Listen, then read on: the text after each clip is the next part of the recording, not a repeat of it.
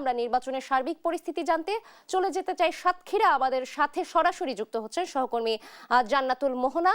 মোহনা, আপনি জানাবেন সাতক্ষীরাতে নির্বাচনী পরিস্থিতি কেমন দেখছেন? আইন শৃঙ্খলা নিয়ে কোনো অভিযোগ আছে কিনা?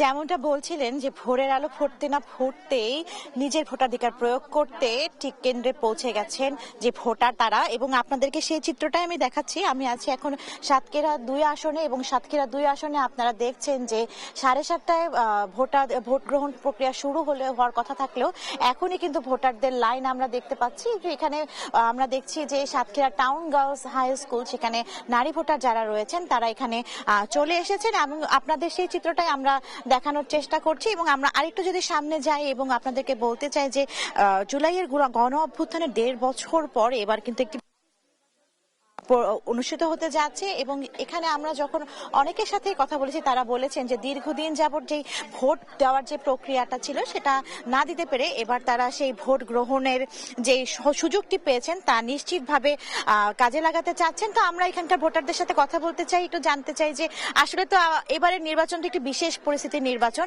তো কি মনে হচ্ছে এবং কেমন অনুভূতি লাগছে যে আপনি কি আপনার নিজের ভোট নিজে দিতে পারবেন কিনা, বা আগে তো অনেক দেখা গেছে যে দিনের ভোট রাতে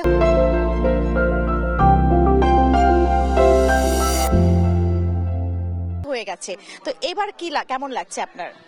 আসলে আমরা তো 17 বছর ভোট দিতে পারিনি, বিগত 17 বছর।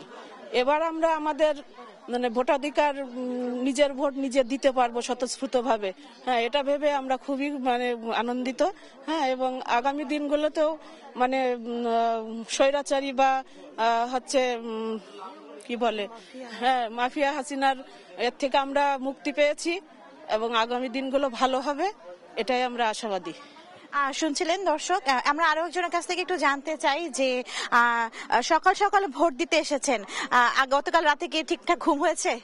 না, সেটা তো আসলে হওয়ার কথা না, কারণ দীর্ঘ 17 বছর যেহেতু আমরা ভোট প্রয়োগ করতে পারিনি, আমাদের অধিকার আমরা ফিরে পাওয়ার জন্য 17 বছর লড়াই করেছি, সেহেতু আমাদের ঘুম না হওয়াটাই স্বাভাবিক।